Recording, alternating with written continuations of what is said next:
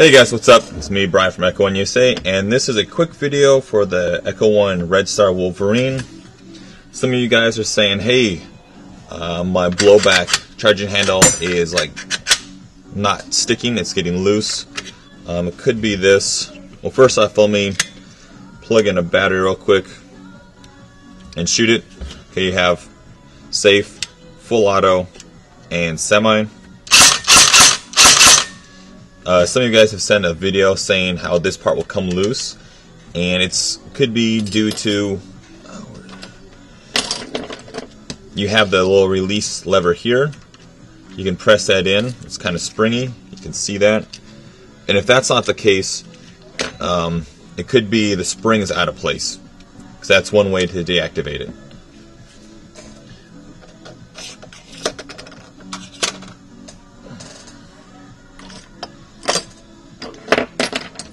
So if I used a flathead and pressed in, I can slide it out like that. Now it may look like, oh no, it's broken, but it's not.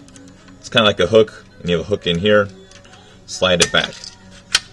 And notice how it's secure. Now if that doesn't work, what you might have to do is open it, and you'll see what part I'm talking about. And there's also a trick I've done on mine. Since I run a lipo, it was getting kind of not really worn, but I didn't want to have any problems.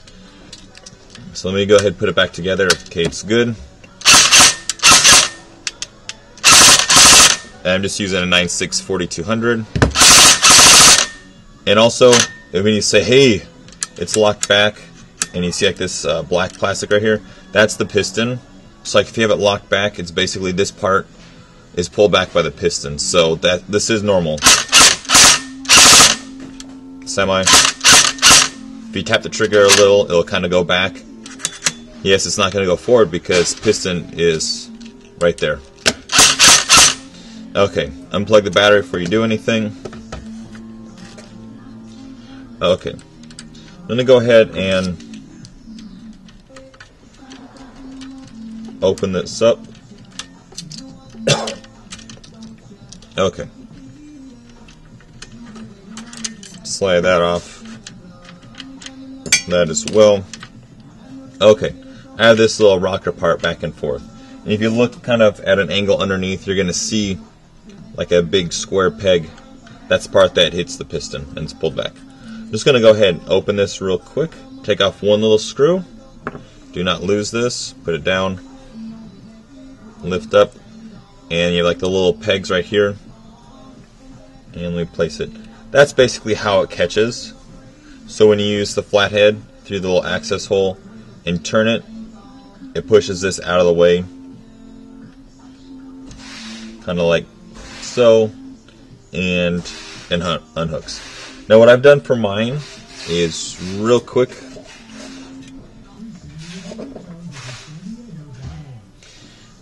Okay. Now to hold the little hook in place, what I'm going to do is go ahead and fill this little cavity right here with a stock hop-up nub, or you can use a piece of wire insulation.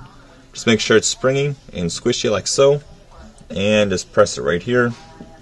Use a flathead or something, and press it in there.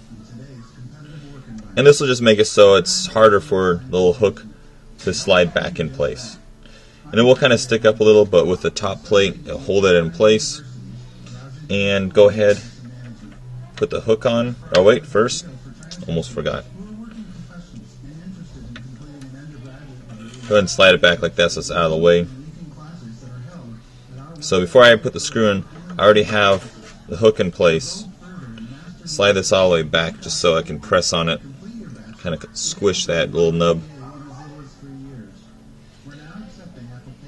Make sure you don't drop the little screw that's in here into the gearbox. That would be bad. So just take your time and you'll get it. So tighten this down. You can add a little Loctite if you needed. So now it's good. Let me go ahead, put this back in real quick. And a little button. Okay, cool. Let me plug it in.